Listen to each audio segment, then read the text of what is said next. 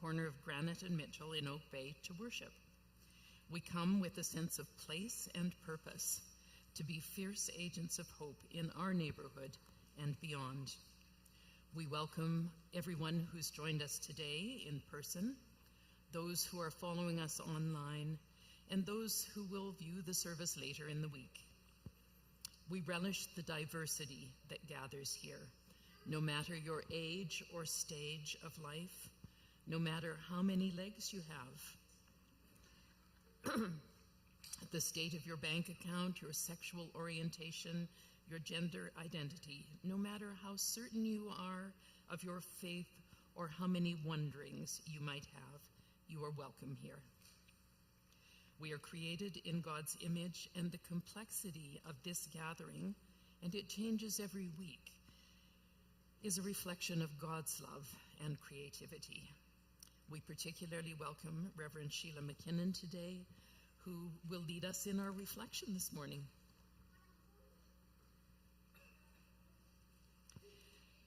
This year, our church will celebrate 110 years in this place. For those of you who don't know me, my name is Dawn. I've been worshiping here for 27 and a half years. I did the math. That would be exactly 1/4 of the length of this church in this place. And while that might seem like a long time to some of you, when we think of it in relation to the time that earlier inhabitants have been on this land, it's just a blink of an eye. It's 100th of that time. So we acknowledge each week that the land upon which we gather is the traditional territory of the Coast and Strait Salish people, known today as the Esquimalt and Songhees nations, whose relationship with these lands continues today. We recognize their stewardship of the land and all its creatures with profound appreciation. February is Indigenous Storytelling Month, and later in the service we'll hear a story that is traditional to the Songhees Nation. In the meantime, I'll invite Pam up. Or are we singing first? We're singing first. I invite you to, if you're comfortable with standing, to stand with me. You're always welcome to sit or stand or meander about, whatever your body needs. This is a song to gather us in and remind ourselves that we are safe, that we are together.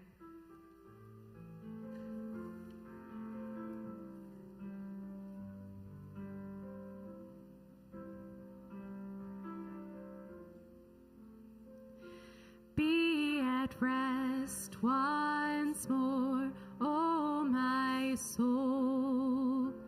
Be at rest once more, O my soul. For Creator is good, O Creator is good, O Creator is good to you.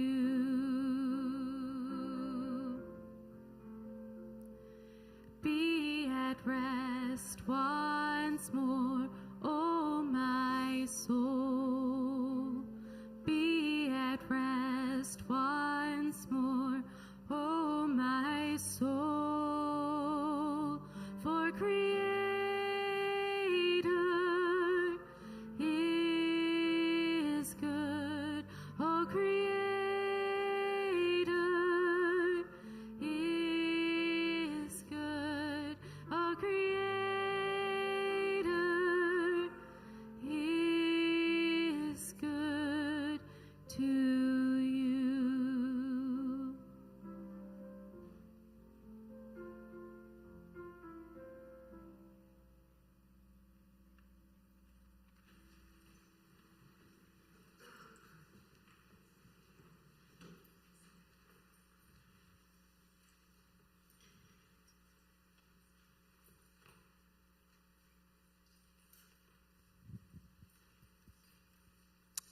Once there was someone who did such amazing things and said such wonderful things that people began to follow him.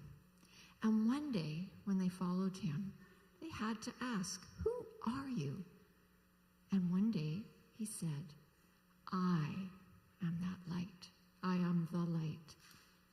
This light got passed on through all the generations. And it came one day to your parents, maybe, and one day to you. This light is so important in the world today. We are all responsible for sharing the light.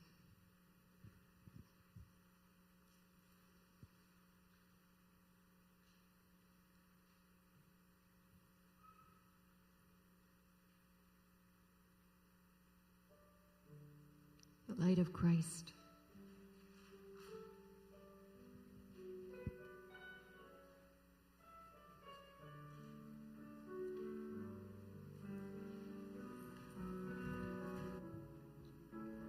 God lights a lamp, and she searches everywhere for the hidden, lonely heart. God lights a lamp, and she searches everywhere. When she finds you, oh, she sings, "I have found my treasure, my precious silver coin. I have found my love." Even angels will hear the news.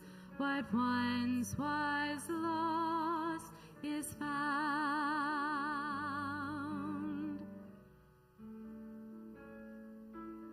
God lights a lamp, and she searches everywhere for the hidden, lonely heart.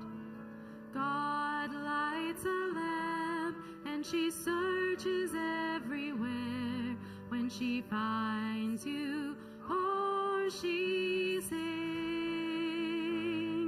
"I have found my treasure, my precious silver coin. I have found my love." Even angels will hear the news. What once was lost is found.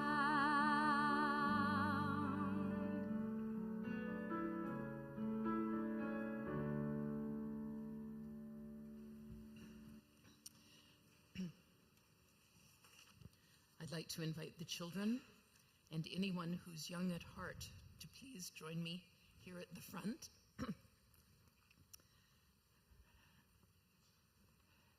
I'm going to tell you a story this morning. Faithy, could you come, sweetie? And Claire and Maggie. And there's somebody new I don't recognize, Shireen. And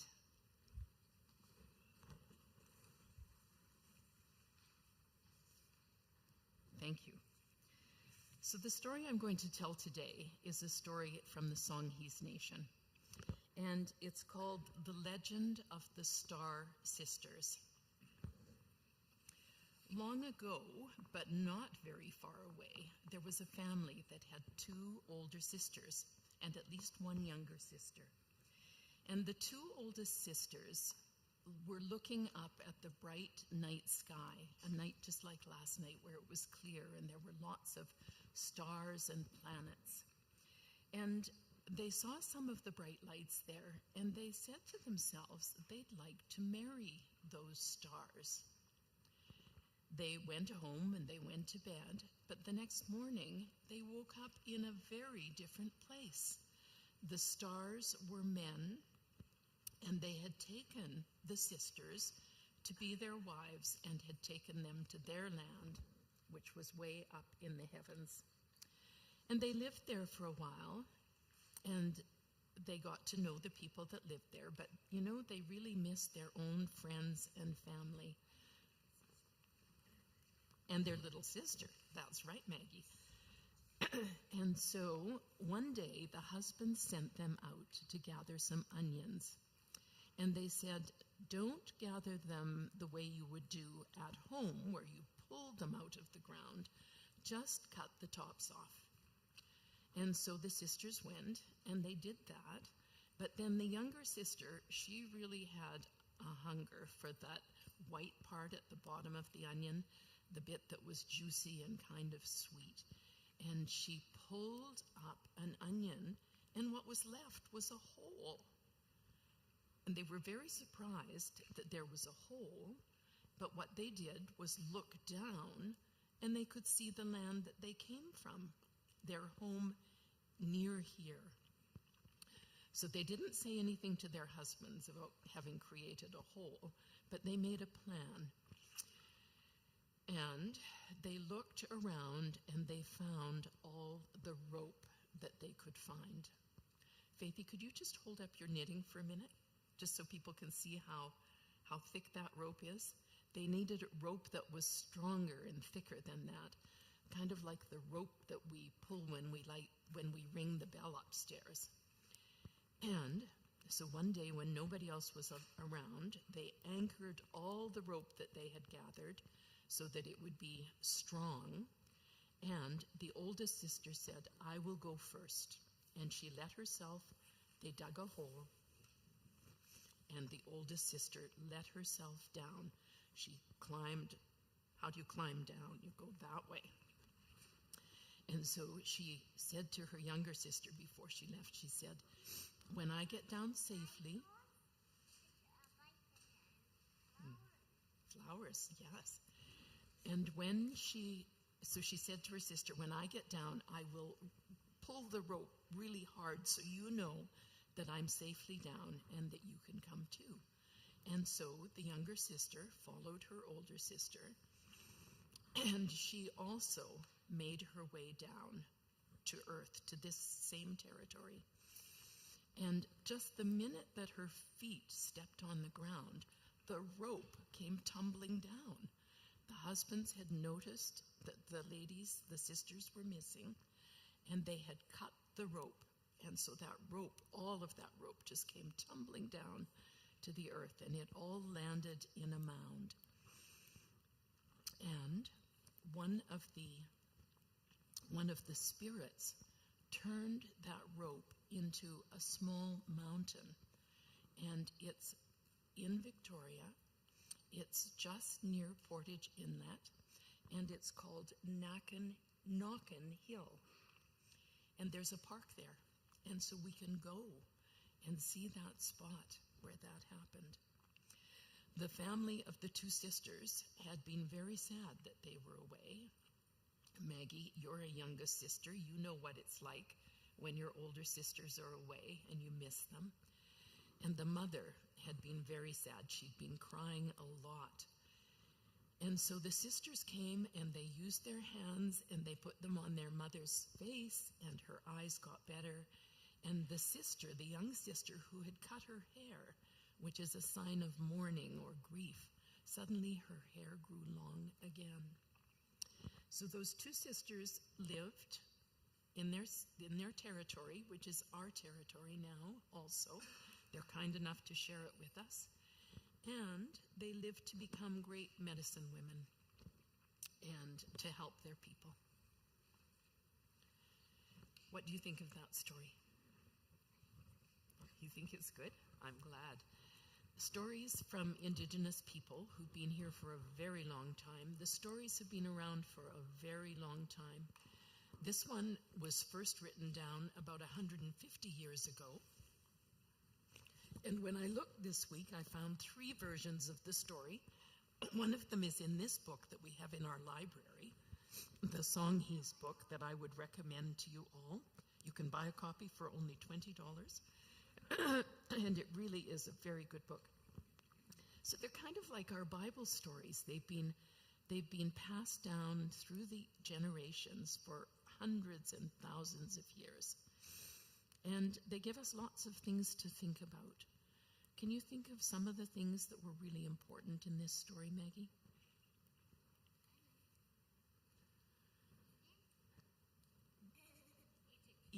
Eating the onion.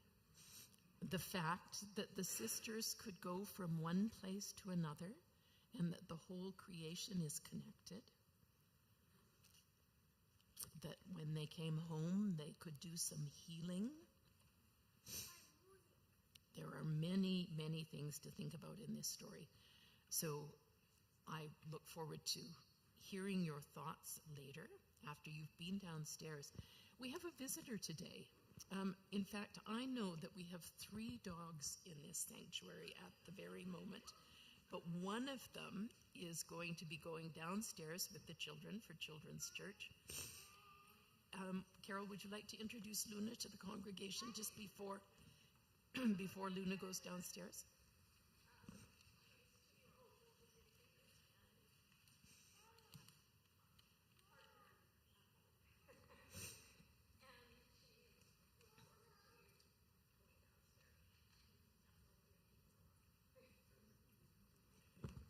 Amira, is there anything else we should say before the children are ready to go down? Are we singing a song?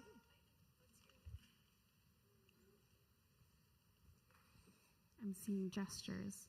Well, I know that you've been talking a lot about breathing and mindfulness with the young ones. So I just chose a little song that we could sing maybe as you go on your way. That's all about breathing. And this kind of song is interesting because it seems really simple, and it could feel really boring if you approach it one way, because it's just the same thing over and over again. But it can also be really nice. You can kind of sink into it, let it become part of you. You can make up harmonies. So we're going to sing "Every Breath is Grace," and those are all the words. And you can stay sitting.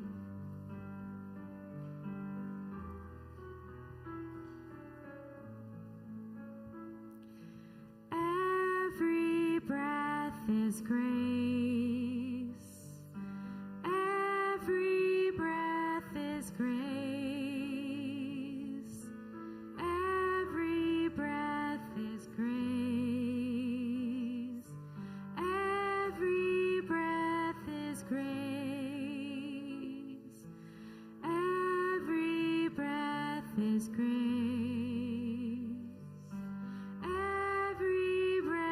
is grace. Is grace. Every breath is grace. Every breath is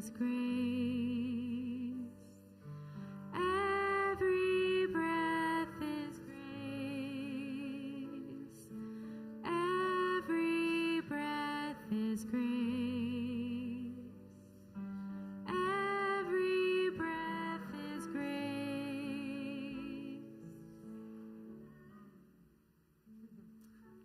To keep going. That's nice.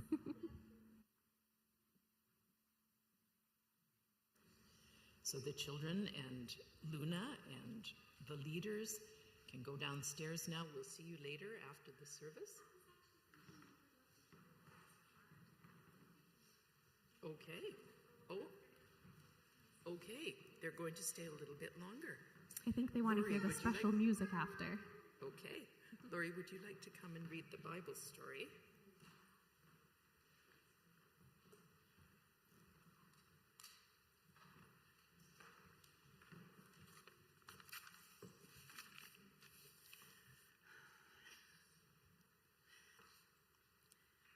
The Bible reading today is from Matthew chapter 16, verses 13 to 20. Peter's declaration about Jesus. Now, when Jesus came into the district of Caesarea Philippi, he asked his disciples, "Who do people say that the Son of Man is?" And they said, "Some say John the Baptist, but others Elijah, and still others Jeremiah, or one of the prophets." He said to them, "But who do you say that I am?" Simon Peter answered, "You are the Messiah, the Son of the living God." And Jesus answered him, "Blessed are you, Simon, son of Jonah, for flesh and blood has not revealed this to you, but my Father in heaven. And I tell you, you are Peter, and on this rock I will build my church, and the gates of Hades will not prevail against it. I will give you the keys of the kingdom of heaven, and whatever you loose on earth will be loosed in heaven." Then he sternly ordered the disciples not to tell anyone that he was the Messiah. Thanks be to God.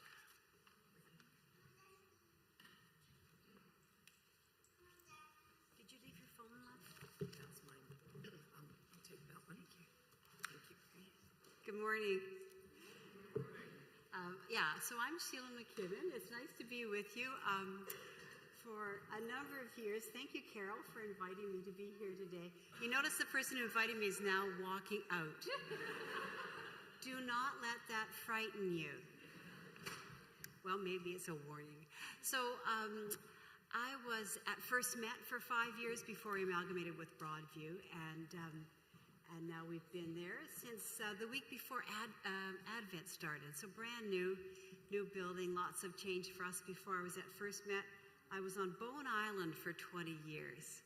And if you don't think that was a change, yes, it was. Today, I wanted to bring to you a kind of a reflection around the question Jesus asked. Thank you for reading that. Who do you say that I am? And so that's my title slide. And you'll see the question there. Who do you say that I am? Now, there's some vulnerability when you ask that question, you know. Who do you think I am? Because the answers reveal there's a variety of expectations that people have looked at. Through the expectations have seen Jesus.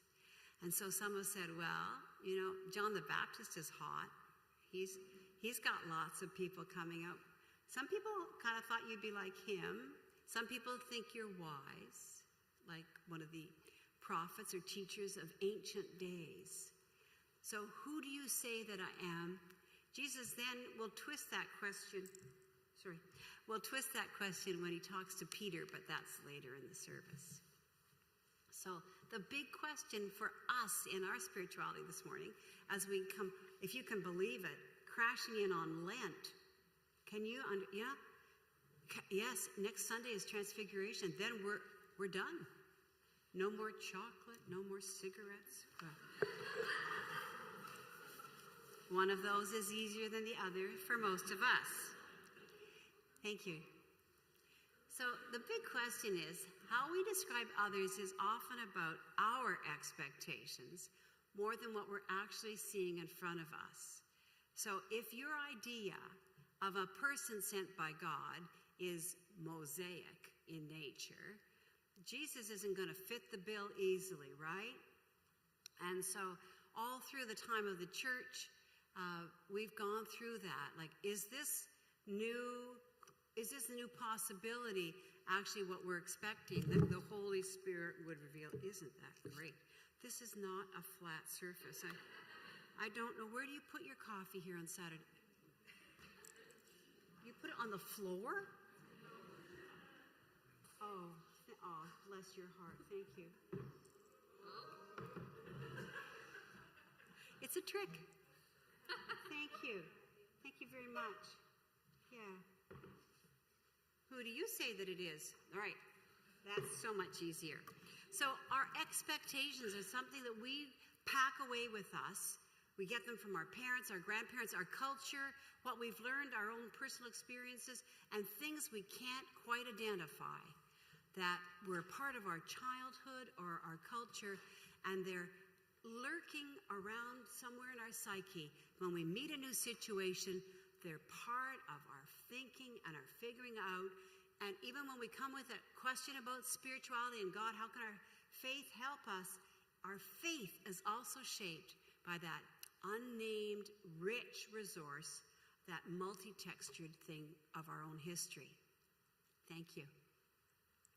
So this summer, I spent some time with an old friend I had known most of my life. And you can see her there. How many of you had Barbies? Did you have this Barbie? She did, eh?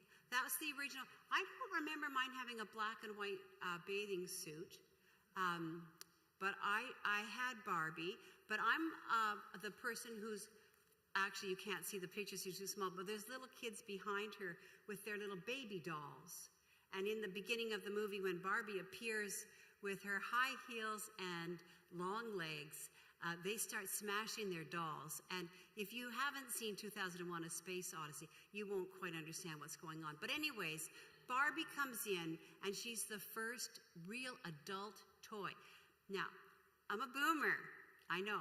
We whine, we don't retire. But we also have kept our memories of our only adult dolls were bride dolls. Do you remember them?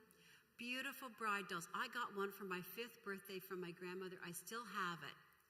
And they weren't made to be anything except brides. Barbies started to have careers. There is a Barbie bride set from, I think, the 60s, but that wasn't her main claim to fame. This is her. She comes in with high heels and her wonderful, wonderful wardrobe. Now, the movie by Greta Gerwig's with Ryan and Marty came out this summer, and that's who we're seeing now. This was the first movie that Barbie was done by real actors and not animation. So there have been other Barbie movies, but nothing approaching this in their scope. Thank you. Now, you'll see there, if you can see those pictures, I find them a little small, but it's Barbie in her pink and white gingham dress in the movie. And the script says there, I expected Barbie to be happy in Barbie Land. And so if you saw the movie, hands up those of you who saw it. Good, good. For those of you who didn't, let me just say that Barbie wakes up every day's the best day ever. And she starts her day by saying, good morning, Barbie, and hearing good morning, Barbie, to all the other Barbies in Barbie Land. And she floats down from her upstairs bedroom balcony on her high heels and lands perfectly in this beautiful pink and white gingham dress. Some days, I guess, at a playful whim, she floats down this slide, you see her, and land on those same little tiny feet and drinks invisible orange juice. And she is happy. I expected her to be happy, and she is. And all the other Barbies are happy around her. And there's Barbies of every color. This is the beginning of Black History Month. There are black Barbies. There's a Midge. Did anybody have a Midge? She was Barbie's friend, wasn't she? Did you see the one where Midge got pregnant? No. I know, that was a questionable marketing choice by Mattel. And it was short-lived. Thank you. So you'll see that here she is in Barbie Land, and these are 2 pictures from one of the other songs that was nominated for awards this year, which is the dance number, in which Ken, you remember Ken, Ken says, you know, what are you doing tonight? And she said, oh, it's of all-girls party with a bespoke choreography. And Ken just thinks that's the coolest thing ever. He's not included. It's not for the Kens, and there are many Kens of every color and shape and ability, but it's for the Barbies. And so they have these beautiful dance scenes, and it really is actually a chance to see what a great dancer Ryan Gosling is, isn't he?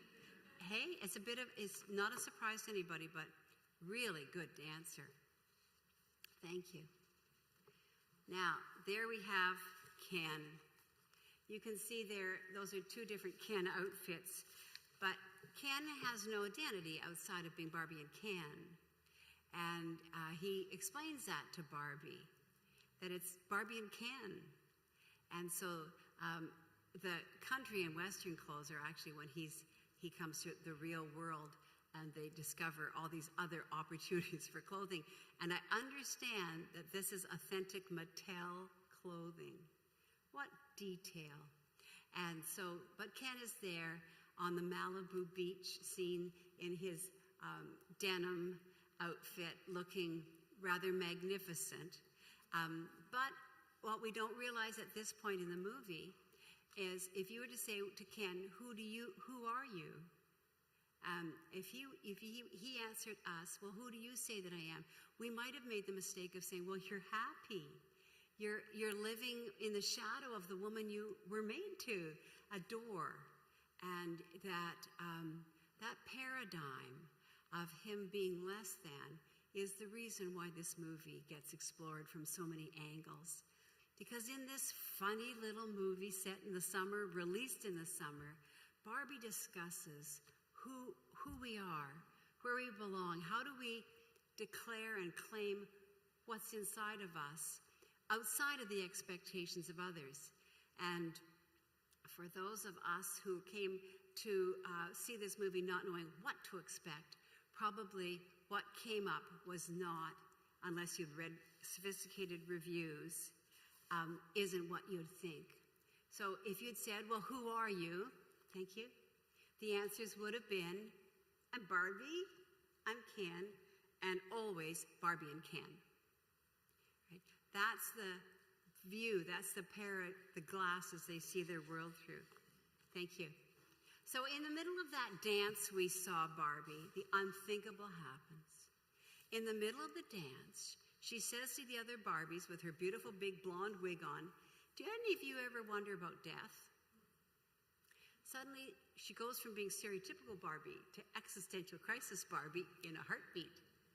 And the music stops, the Barbies stop, and everybody looks at her, and she says in this funny little voice, I don't even know why I said that. And there's still no pickup. Nobody knows how to respond to that. Why would the Barbies know about death? And then she said, well, I'm dying to keep dancing. Huge relief in the room, and we do just that. We continue dancing. But the mirror has been cracked. And so Barbie finds herself thinking about the big questions in funny ways. I mean, Gerda is such a director. But so that suddenly Barbie's feet are flat. The other Barbies scream in horror. The milk in her fridge, which is still invisible, is now out of date and rotten. Little tidbits that the world is off its axis. Thank you. So let's just be clear. This is not what Barbie was designed to do. She doesn't want to think about these big questions at all. But she's told she has to go and talk to Weird Barbie. I don't know. Did you have a Weird Barbie, or did you know? Did you?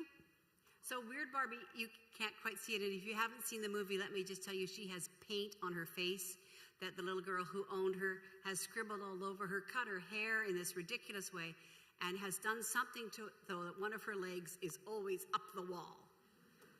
Weird Barbie.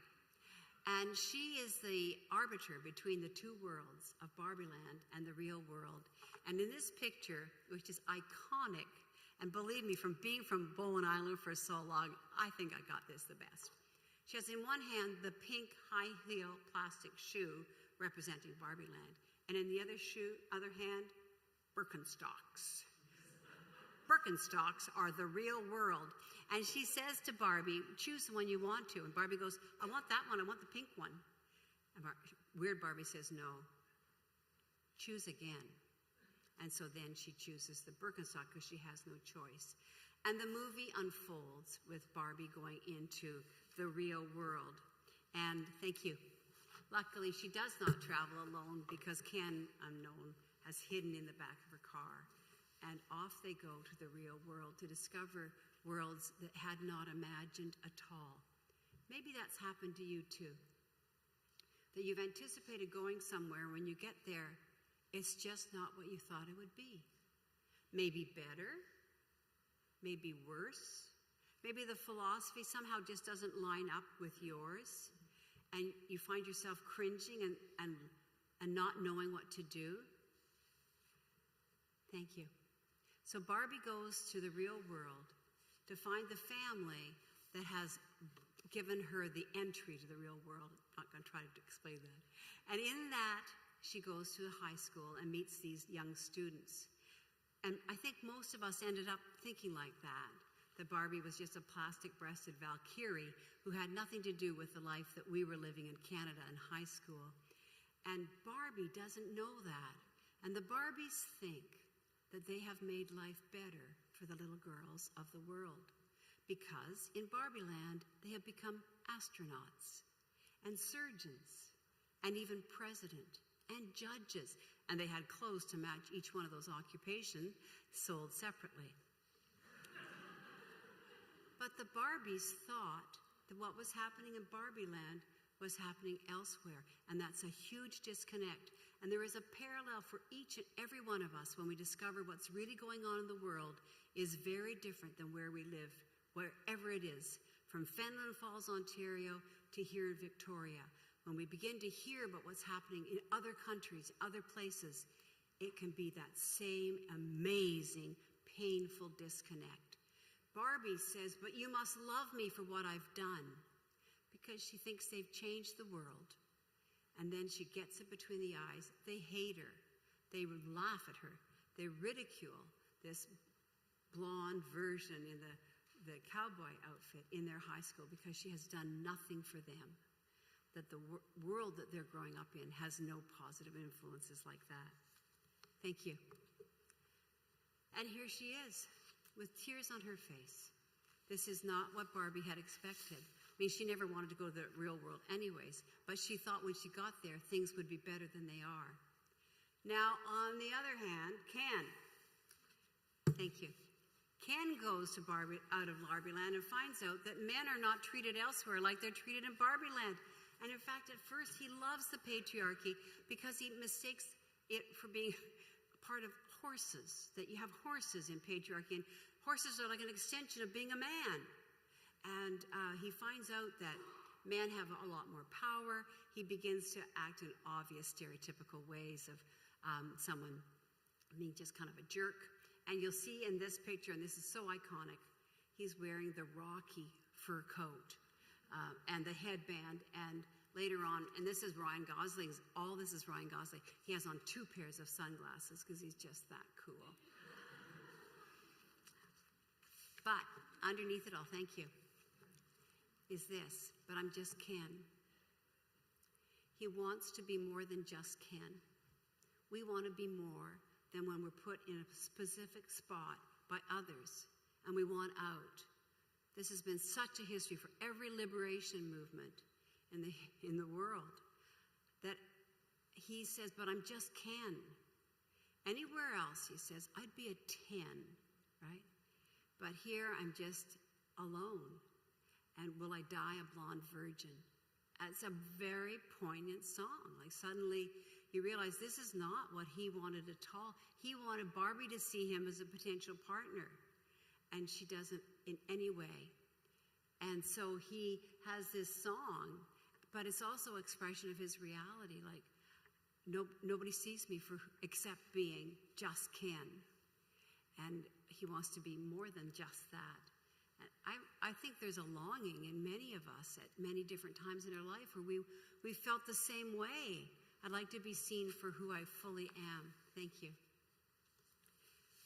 Which brings us to Jesus. Because I'm sure you were wondering, when will she mention God?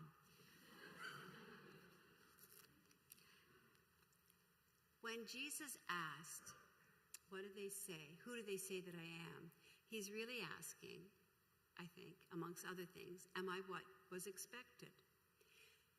I've said a number of times in this sermon, I feel a little tied here, but I don't have a headset, so I'm sorry for those of you who are behind the post.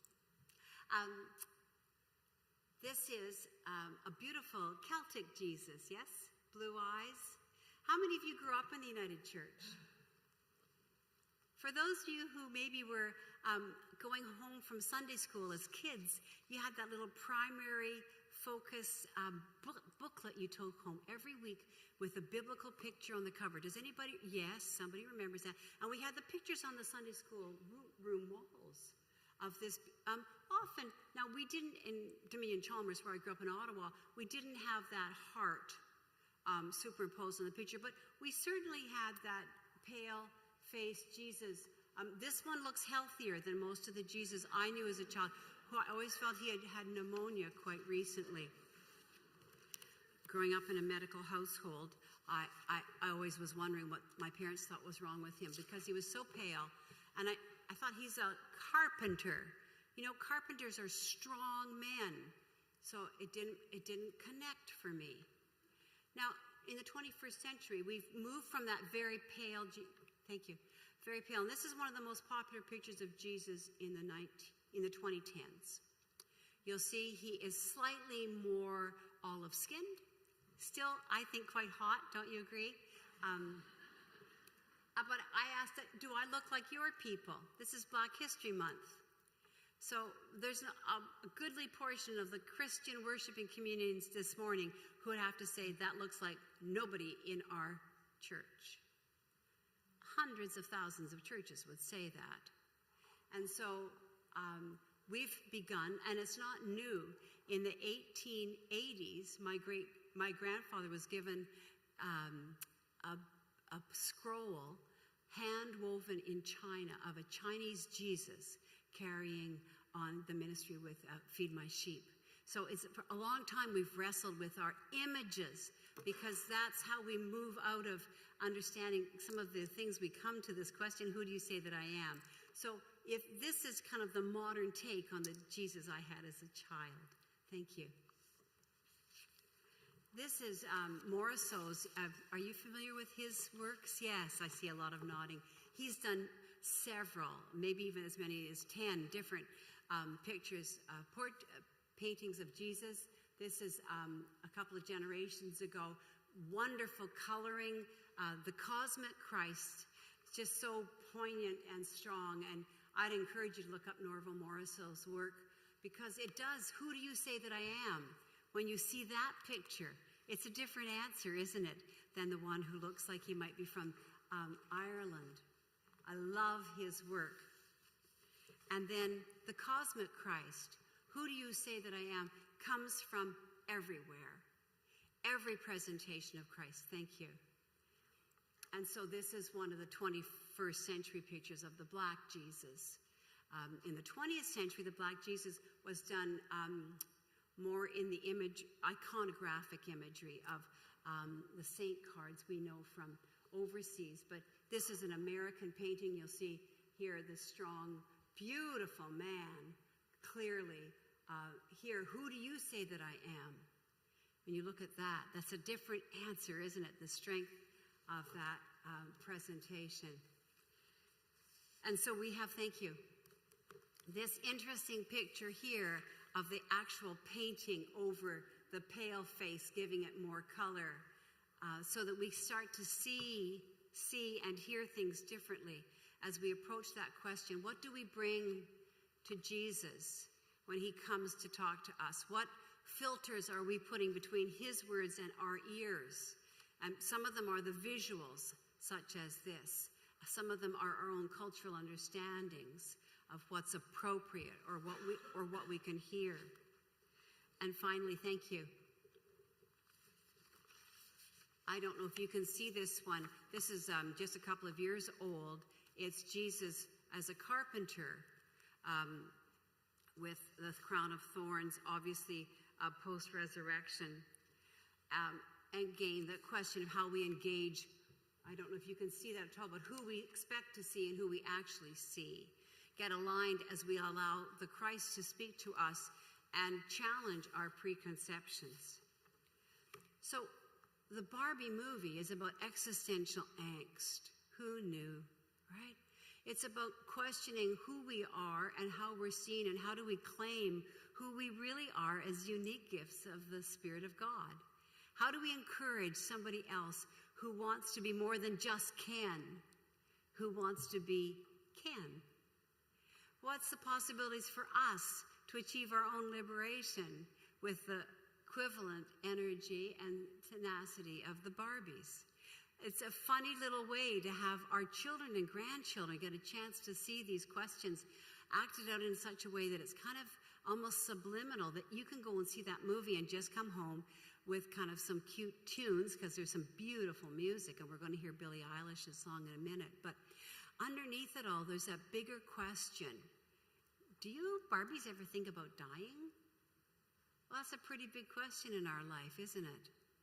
And the other questions that she asks, we don't expect to have a venue as easily accessible as a movie, to have those really important conversations with our kids and our grandkids, to open up that chance to say, like, well, what did you think when she said this? What did you feel when that happened to Ken? I would really, really encourage you to do that. My grandchildren aren't that young. My youngest is 19. But really a wonderful opportunity for those of you who have teenagers at home or even younger to sit down and think, like, how do you think Barbie felt then? How do you think God helped that situation? How does God help people who want to move from being just Ken to being Ken? So it's not Barbie and Ken, it's Barbie and it's Ken. Thank you. So, who do you say that I am? Jesus, in his ministry, will have us find him in different places. Whenever you do it for the least of these, he says, you're doing it for me. Therefore, when we're looking on the margins, we're seeing Jesus. Is that where we expect to see him? Maybe you didn't expect to see him throwing tables around in anger at the temple. Maybe we didn't expect to see him having dinner with sex trade workers and in calling them into their full humanity. Maybe we didn't expect him to talk to Zacchaeus and other people like him. Maybe he did things we didn't expect him to do. And so in these pictures, we've had just a few this morning, we see Jesus in poetry and art and music, ways that we experience that presence of Christ, that Emmanuel, God with us, in action and acts of compassion. There are millions of ways for us to consider the answer to that. Where do we find that answer? In you. Where do you find that answer? Who do you say that I am? And allow it to change. To say, well, you know, when I was 14, I thought this, but when I turned 20, this had happened. This change had happened in my spirituality. And I wonder what's going to happen next year. And finally, we have this image, this controversial, thank you, statue of the sleeping homeless Jesus. They had a lot of trouble finding a place that people would allow this statue to be. Because do you say this is the Christ, Emmanuel, God with us? The answer that we give to who do you say that I am reveals how our spirituality has changed, how our hearts have been enlarged, and how the Holy Spirit has enlivened our ability to negotiate changes and opportunities to see the Christ in places we had never thought to live before. May it be so for us. Amen. Thank you for the table, whoever did this.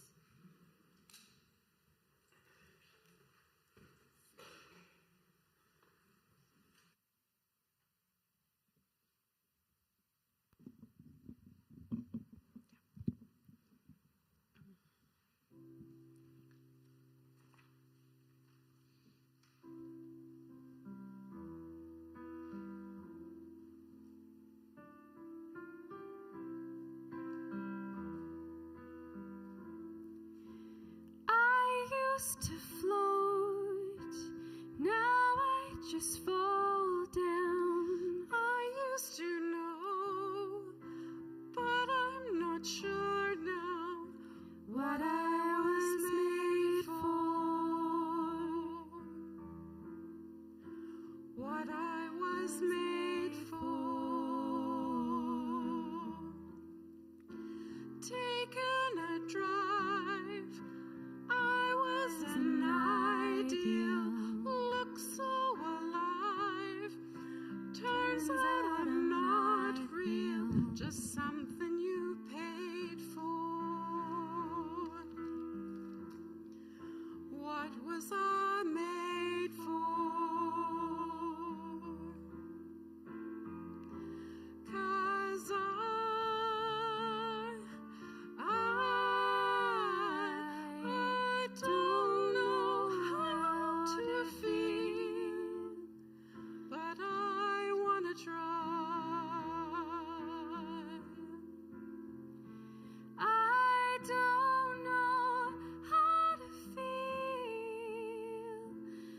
someday I might. Someday I might.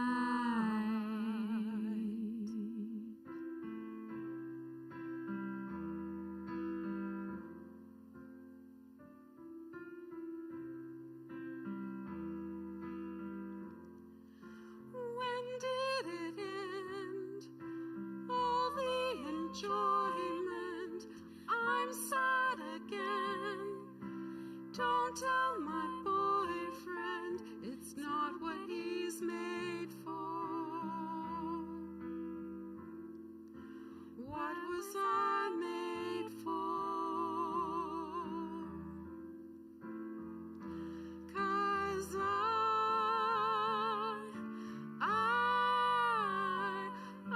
don't know how to feel, but I wanna try. I don't know how to feel, but someday I might. Someday I might.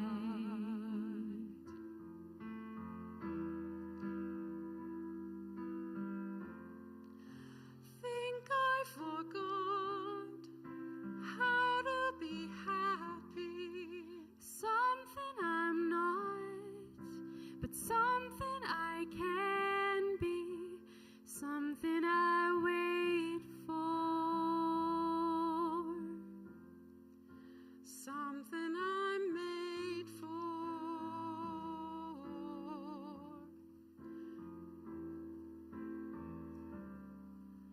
Something I'm made for.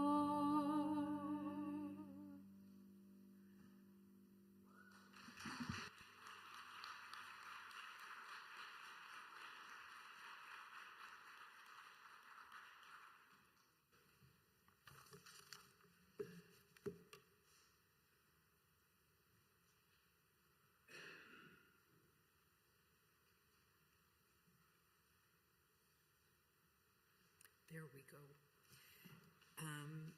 Thank you to Mary Jean and to Anna. Thank you to Sheila. And it's been amazing sitting up here and seeing all the smiles coming this way today. Keith is away, as you've gathered, and it's going to take 3 of us to replace him. So Laurie is going to start the prayers of the people. We could either take that microphone or you. Okay. So Laurie will start the prayers of the people from here. I will take the traveling microphone and gather your responses, and we'll come together with the Lord's Prayer at the end. Beth, are you lighting the candles for us?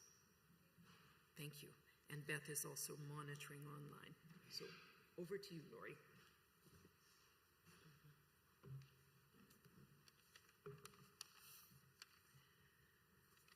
Let us now come before God in prayer.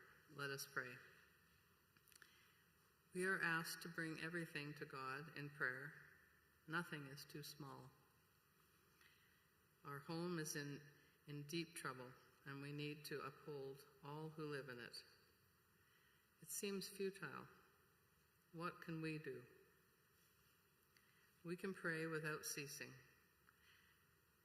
and we can trust that God will hear us. We also have friends and family who are close to us and in need of help. Let us take this time to bring them to God.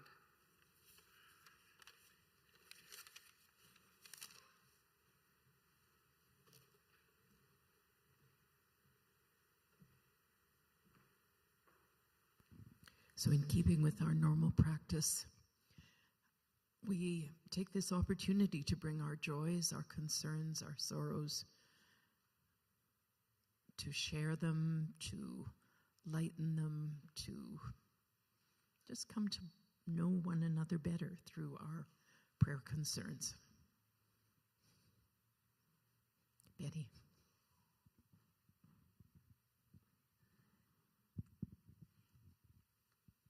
when Torrin went to Chicago to Children's Hospital for her surgery, so many people in our congregation held him and his family and us in your prayers, and for that we're so grateful. He needs to go back to Chicago this week. His mom, Lyra, is going with him, and her mom is going to help her.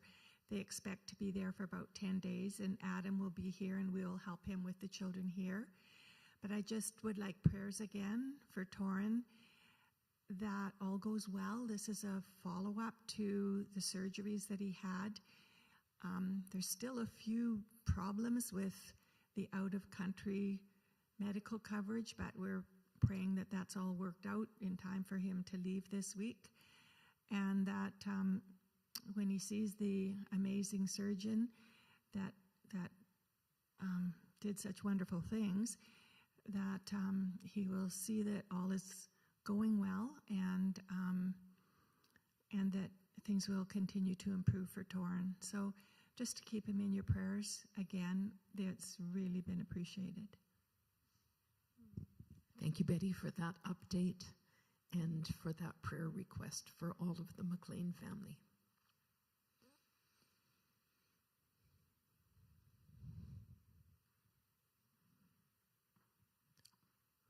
Jim.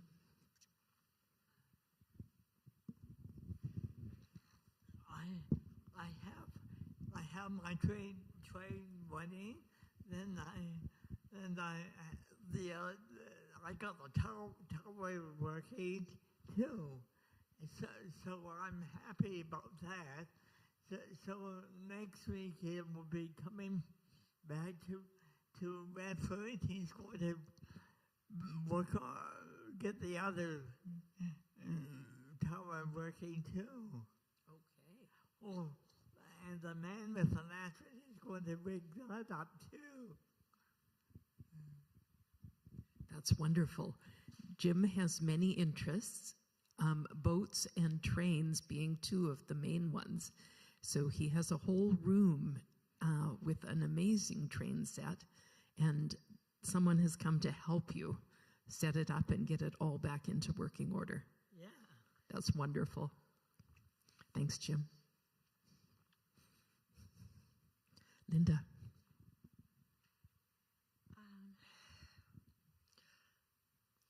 The service really spoke to me today. On Friday, I had a friend helping me with setting up the TV that I had purchased here, and I am terrible with technology, and I kept apologizing, and I have difficulty with learning new things. And I had apologized so many times, and he kept saying, "You don't need to apologize." And I finally said, and then I said, "I'm me." And he said, "You never have to apologize for being you." And I just wanted Sheila to know that really spoke to me today, and thank you. Thank you, Linda. Sheila, when she asked me whether I was a diaconal minister, I said, "No, I'm just a member of the congregation." And she said, "You're not just a member, you are a member." Thank you for making us all think about that word, just. It doesn't limit us. Other joys, concerns? Jamie.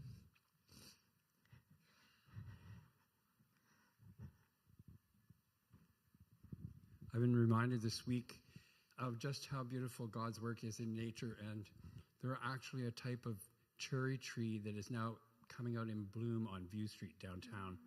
The snowdrops along the paths coming down to Beacon Hill, walking at low tide this week with Macduff down on the beach for hours. It's just been beautiful. So hopefully no more snow. Thank you, God.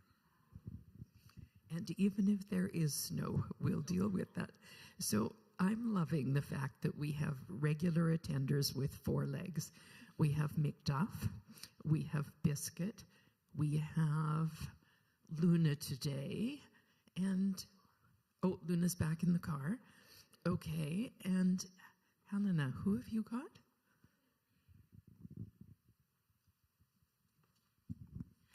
Good morning. My name's Helena. I was going to say I'm a neighbor of this church, but I'm a member of another church. So this morning I slept in and I asked Luna, I said, do you want to come to church? And she ran right for the door, and then she ran for the car.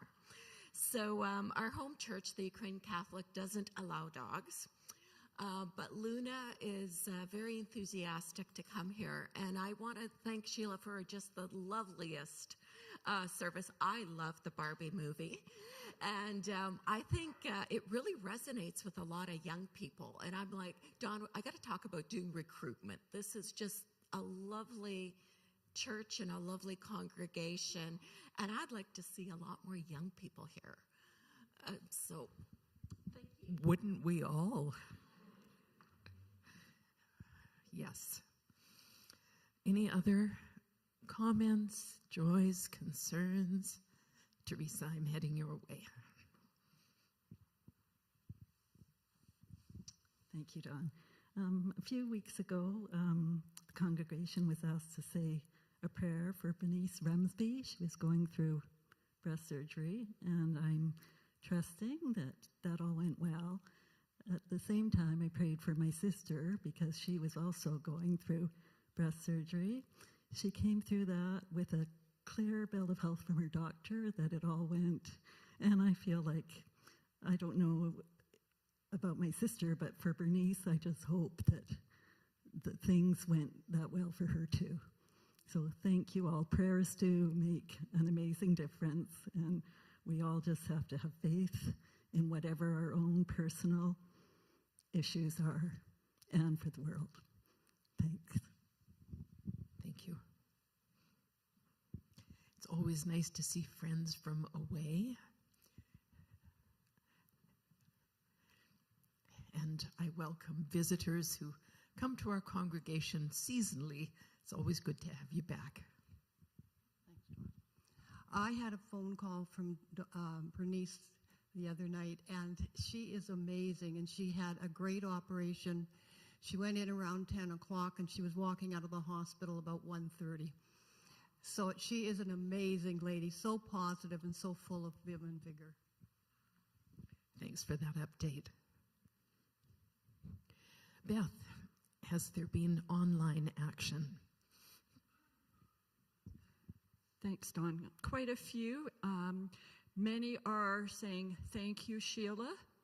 Really appreciate not only your presence, but your message was really touching for folks. And for the music, thank you. Carol Elms says, thank you to everyone who prayed for healing for her brother Rick and her brother Bennett. They're feeling better. And for Cam Cullum, he says 2 prayers. Prayers to comfort close family friend Anne Rowland and her family as she's now in palliative care in Regina. But gratitude she has made it home from out-of-province medical care. Cam also says, grateful for the lunar power we have here today and all the women who have pulled together such a strong and sensitive service.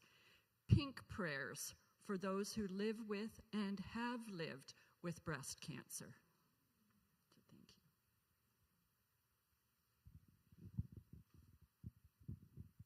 Thank you, Beth. Jesus taught his followers a prayer that they could use at any time and any place. And it goes like this. Our Father, who art in heaven, hallowed be thy name. Thy kingdom come, thy will be done on earth as it is in heaven. And give us this day our daily bread, and forgive us our trespasses, as we forgive those who trespass against us. And lead us not into temptation, but deliver us from evil. For thine is the kingdom, the power, and the glory, forever and ever. Amen.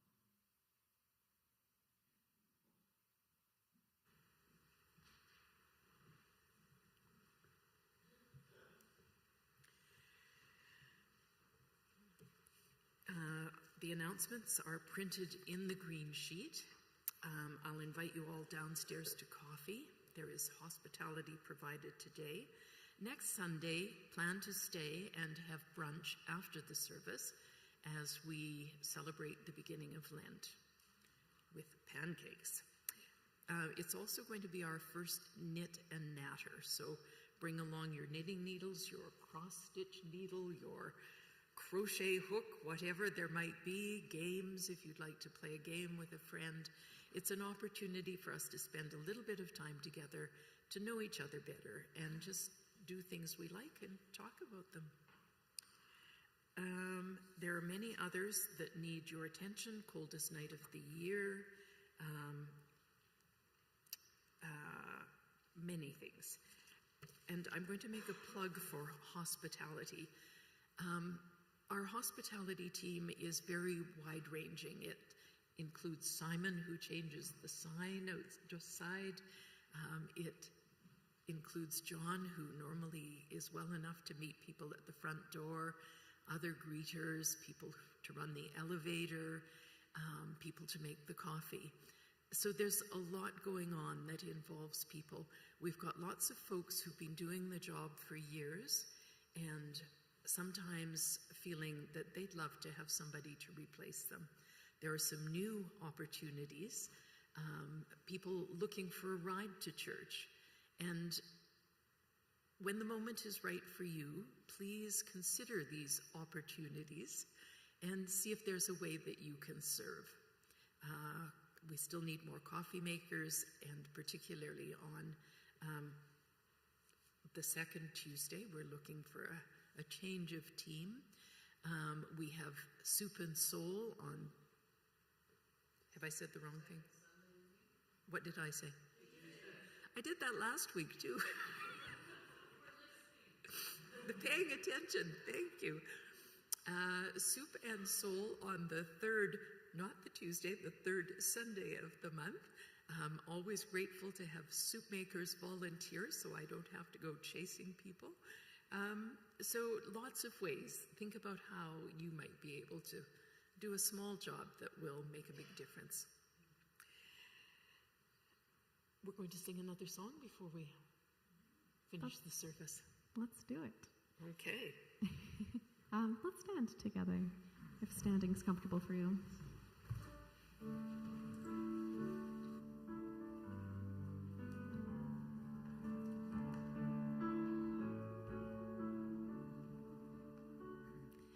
God who watches over you will never slumber nor sleep.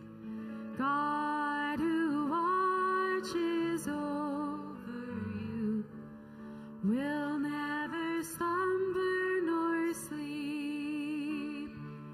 Oh, my child, lay your burdens down. Lay them at my feet. God who watches over you will never slumber nor sleep. God who watches over you will never slumber nor sleep. God who watches over you will never slumber nor sleep. Oh, my child, lay your burdens down. Lay them at my feet. God who watches over you will never slumber nor sleep.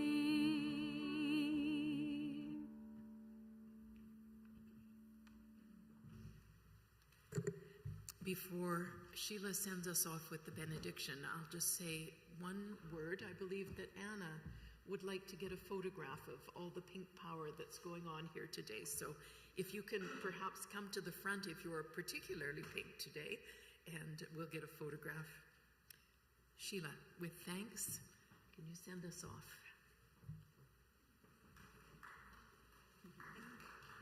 I can't. Go home.